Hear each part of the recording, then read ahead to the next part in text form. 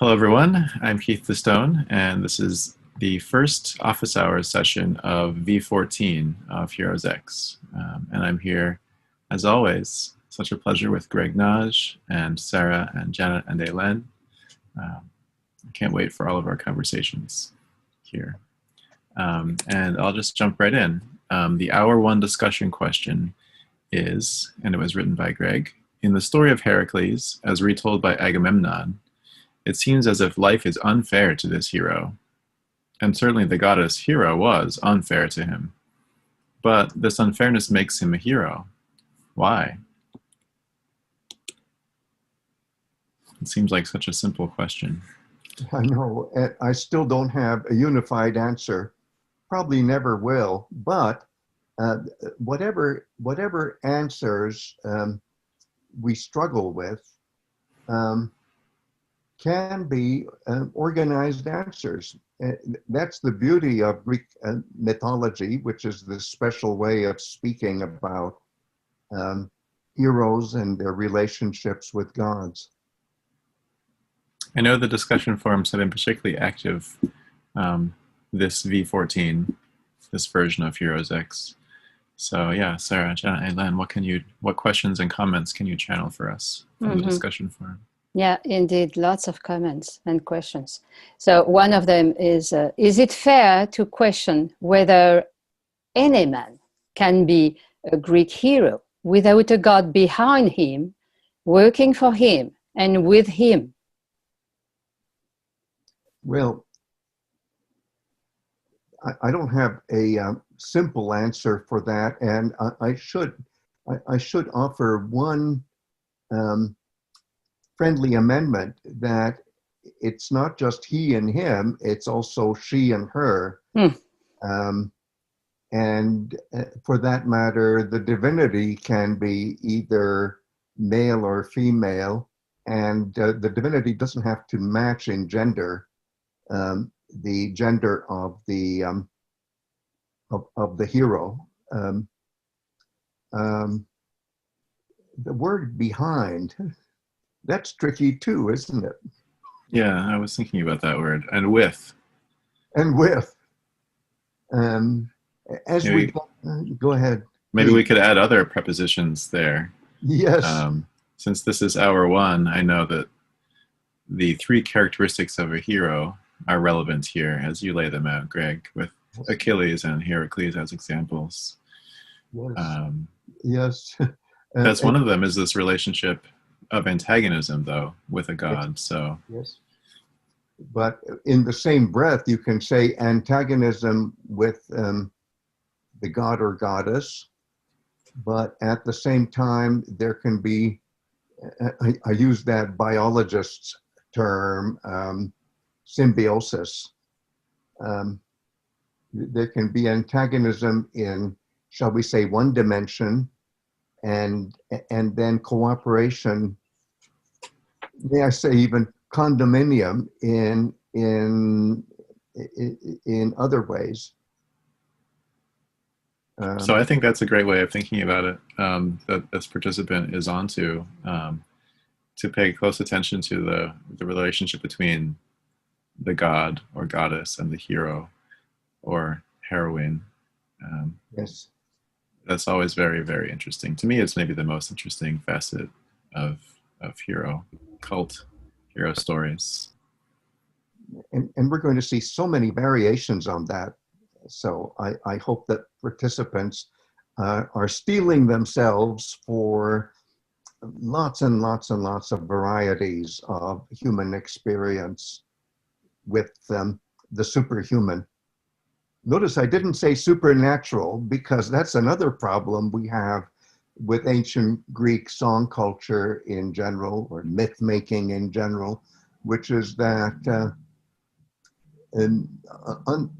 unlike what we see in English, where supernatural applies to the world beyond our human world, that's not going to work for ancient Greek ways of thinking, in the sense that the gods and goddesses can be very natural.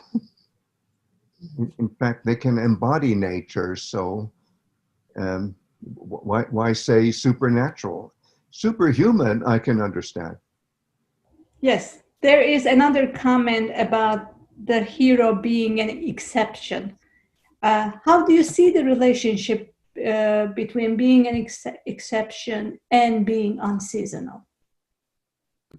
Ah, yes. Well, exception to what? Again, I see so many open-ended problems, and that's good for this course. It doesn't mean that answers will be arbitrary, because answers can easily be organized by way of the organization that the myth presents us. But when it comes to this wonderful question about exceptionality or exceptionalism, I know that second way of saying things is maybe overly politicized these days.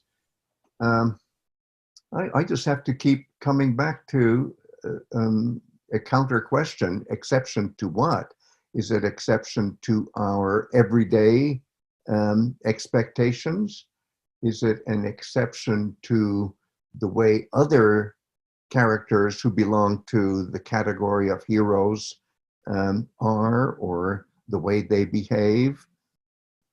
I love the question, but I think it requires another question. Well, one of the participants is thinking about this in terms of kleos, and perhaps, you know, Yes. the idea of scripting your own death, giving Heracles as an example, as well as thinking about the free will, or as our participants have been discussing, the agency that Yes. heroes claim or Yes. you know, enable in themselves. So connecting those concepts. Yes. Well, I could see that the way you're channeling our wonderful participant is getting us possibly into trouble when we start thinking about free will, which our mentality today our mentalities today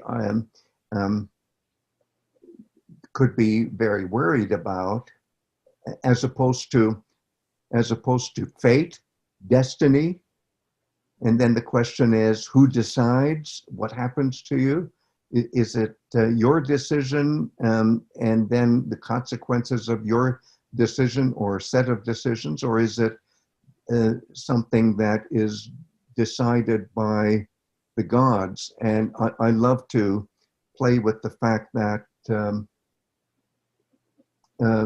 especially German classicists, I'll translate the way they would say it, will talk about double determination, in the sense that we have to worry about the will of the gods and the will of humans, and how those two sets of desires or plannings interact. And you can't really separate the two from each other in the narratives we're going to be seeing. Do you like the word narratives, dear participants? I have to say it that way, because if I say myths, some of you may start thinking, it's stories that are not true. And in fact, the English word story, the way we use it, is oftentimes going in that direction, isn't it? That oh, it's a story, it's just a story. And then the word myth, oh my goodness, we have even more trouble with that. In the medium that we're studying, and especially in the medium of epic, as represented by the Homeric Iliad and Odyssey, it's fair to say that mūthos, which is the word that gives us the word myth, is cosmic truth. It certainly gets destabilized even in the history of Greek thinking as we go forward in time from the most ancient to the less ancient. And certainly for somebody like Plato in the 4th century, myth is unstable. But in Homeric ways of looking at things, that is to say, in the Iliad and the Odyssey, mūthos, which I don't even want to translate as myth, is cosmic truth. Do you like the way I use the word cosmic? It's a way for me to make all of us more comfortable as speakers of the English language with divine will versus free will. Free will would be our human will. If you think of it in terms of the cosmos rather than personalize it too much, oh, it's a specific god or goddess who wants something to happen, our comfort level increases just a little bit, don't you think? Well, you were talking about, we've been talking about the interaction with the cosmic forces as exemplified by the gods, perhaps we can put it that way. And again, in terms of the kleos, we've talked and looked at the kleos that the hero gets, but the gods are interwoven in the narratives as well. So, you know, to what extent does the kleos also belong to the god? Yes, oh, totally. I think that insight is something we should really hold on to as we keep coming across one problem after another. After all, this medium is interested in the human condition. It's not just interested; it's deeply invested in the human condition, and so questions have to keep coming thick and fast. May I share with the participants already now as something that I learned only in the last few years as the result of dialogues like this, dialogues that I'm having with you 4 wonderful people directly and I hope indirectly with all the participants with their beautiful questions that we're grappling with here. And that is that in the age of myth, in the era, even if it's about cosmic truth, that doesn't mean that what happens is 100% moral. And what we're going to have to start to expect is that even gods, that is to say, male and female divinities, have their moments of moral lapses. But that was then in the era of myth. In the here and now, and let's pretend the here and now is, what would you like, dear friends? 5th century, where we have a lot of information about how Homeric poetry was performed for the body politic. I don't hear any objections, so let's just start with the 5th century BCE. Back then, people had a very comfortable feeling about the orderliness of the way we think about the gods in the present. And Greg's word for this will be the world of ritual. And we can spend a lot of time in meetings to come trying to define ritual, or at least give a working definition of ritual. But let's take ritual as how we think about the gods and heroes in our own present. And again, just for the sake of the argument, let's start with the 5th century BCE, because we know a lot about what people were like then. And so they had a pretty good feeling about the gods and how they are the divinities are guarantors of the cosmos, of the social order, and everything is okay in the here and now. But in the there and then, even gods were dysfunctional, not just us humans. Well, we humans back then were, of course, larger than life. We used to be heroes when we were humans back in the world of myth. And in the 5th century, you and I are not heroes anymore. We're just ordinary people. Sometimes extraordinary people who can trace themselves back to heroes 20 generations ago. Spartan kings can do that. Most of us, even then, couldn't do it. But so circling back to my point is, don't expect the world of myth to be morally functional all the time. It's a zone where morality is tested over and over and over again, and that's what disturbs us as well as reassures us when we think about that dysfunctional past in terms of the present, where everything's okay. Everything's okay when it comes to the cosmos, not necessarily human behavior. Yeah, that's a very important point. Yeah, that was an earful, but in my old age, I comfort myself thinking of how dysfunctional the world of myth can be. I used to think, oh, why am I even in this area of study where in myth so many horrific things happen that do and really must repel us, our own moral sensibilities, such as they are. Yeah, heroes aren't always who we want them to be. Oh no. But I'll leave it at that.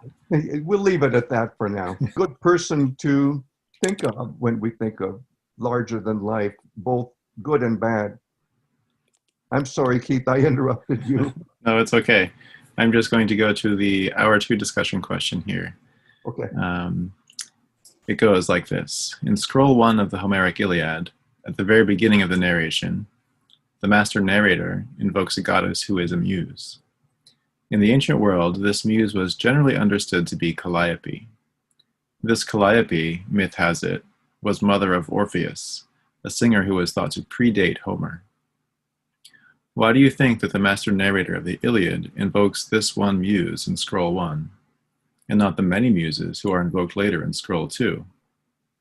In shaping your answer to this question, consider the heroic world that is narrated by Homer, who was generally understood to be the master narrator of the Iliad. One muse versus many muses. Yes, my goodness. And so many answers to this as well. Can you wonderful people talking with me now channel some of the reactions? Mm-hmm. Yeah, there was one question. Does the singularity of the muse express the uniqueness of the Iliad's main character, Achilles? Oh, I like. Maybe not just the uniqueness of Achilles, but the uniqueness of the Iliad, as distinct from other epic traditions. After all, there would have been hundreds, thousands of different epic traditions, eventually streamlining in the course of Greek history into 2 dominant ones. But having said that, I agree with the participant that if you're going to say that the Iliad is unique, then what makes it unique is the way Achilles, the #1 hero of the Iliad, is unique. So I can have it both ways, I think. So also been some discussion, and I'm distilling some of the discussion from several participants. They're picking up on the idea of the ancestry of Calliope as ancestor of the narrator and of the hero. They're also bringing in analogies between Heracles being a model hero for Achilles and Orpheus as a model singer for Homer, or the Homeric tradition, we might say. Oh, I love it. That is so perceptive. I confess, 30 years ago, I would have winced at the idea that Orpheus, may I say it this way, precedes Homer, but certainly a great intellectual like Plato in the 4th century before our era understands that the common understanding is that first there was Orpheus, then there was Museus, then there was Hesiod, and then there was Homer. So Homer is only the 4th of the greatest assembly of poets that you can imagine. So yeah, I just love the symmetry that our participant is sketching. But in the world of classics, professional classicists, I'd say 30 years ago, would have said, nah, Orpheus is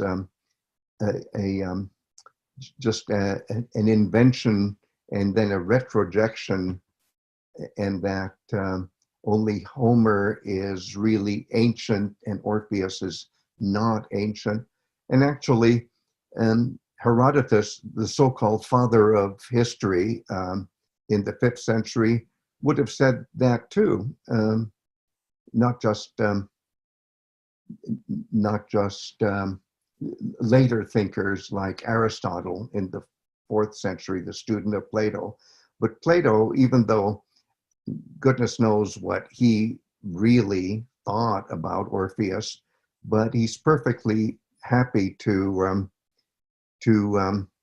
remind us of a very old tradition. And he has Socrates himself staged to say this, that first there was Orpheus, then Museus, then Hesiod, and then Homer. Whatever Plato himself personally thought, that's certainly something he has Socrates saying in traditionalist context. It's not as if we can build an exact lineage or genealogy, and that inspiration is coming through in different forms, perhaps at slightly different periods, or evolving in different ways, shaping themselves. So they're all notionally ancestors. Yes, I couldn't agree more. Yes, and yes, I think that would be a lovely way to think about it. One other thing about Calliope is that Calliope is the muse of kings. So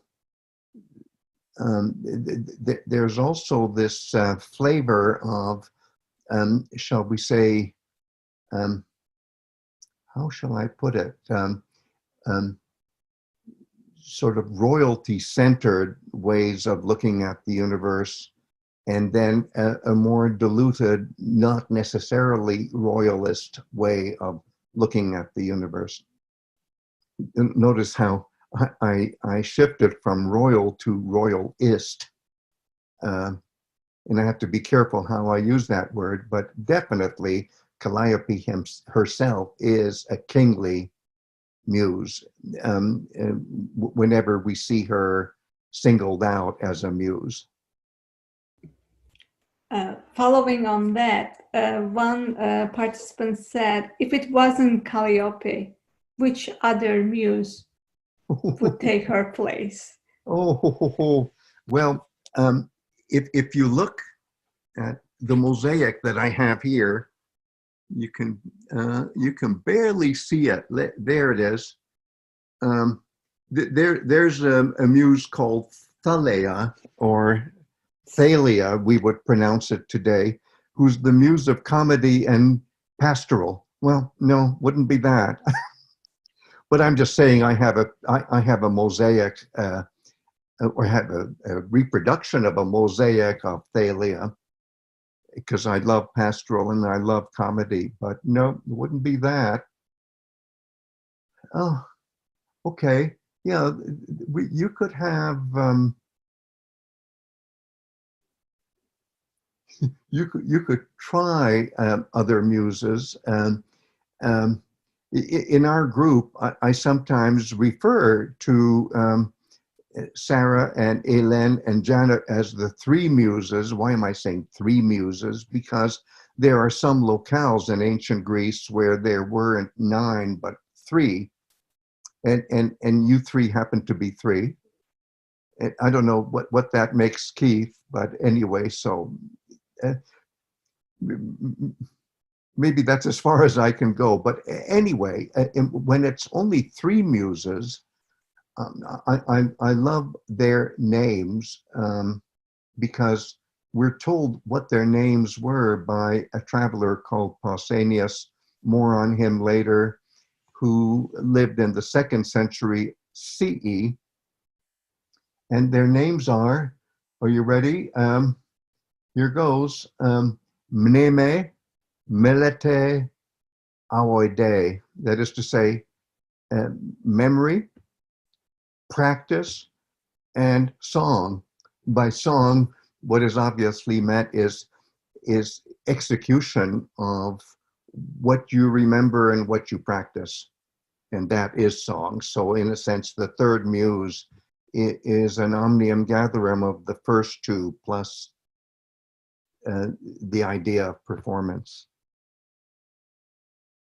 Now, and I haven't really answered the question, have I? But maybe I would like to say, I don't know, how about Mnēmē as a perfectly good name for a muse that you can invoke when you're beginning an epic performance? Yeah, especially after that, when you go into the Catalogue of Ships, you need all the memory you have.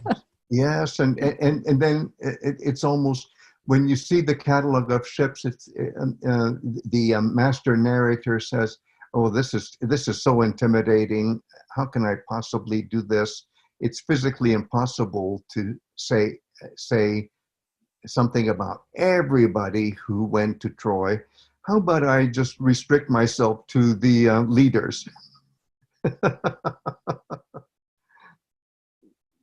That makes the memory a little easier, and the performance a little easier. But it still demoralizes us, especially new participants. May I just say this word of encouragement, which is that when you, dear participants, if you're doing the Iliad for the first time, did I hear myself saying doing the Iliad? When you're experiencing the Iliad for the first time, I think one of the real morale problems happens when you get to the Catalogue of Ships, because to you, all these different places mean not very much. But if you think back to the historical period, every one of those places was an anchor for local traditions. So whatever locale you were from, you were just waiting to hear what your neck of the woods could produce back in the heroic world.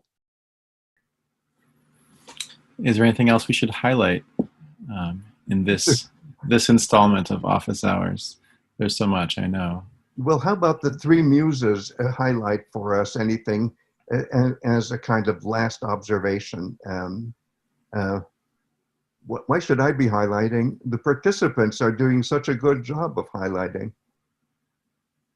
I was thinking, calling out the other muses, it's kind of relay the song.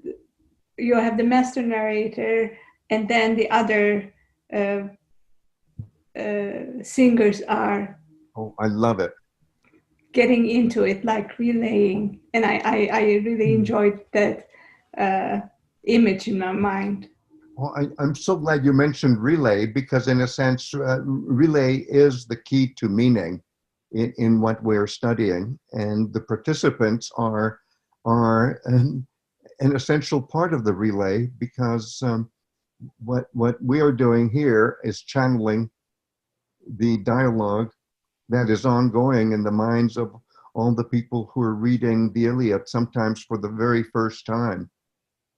And I'm glad you said dialogue, Greg, because there is a lot of interaction between the participants on the forum, and we'd very much like to encourage that to continue. So. Yes, absolutely. And since everybody has a warm feeling about the Greek word cosmos, and that's why I say cosmic, the cosmic way of things, rather than saying, I don't know, the will of the gods, which starts to threaten us, I think.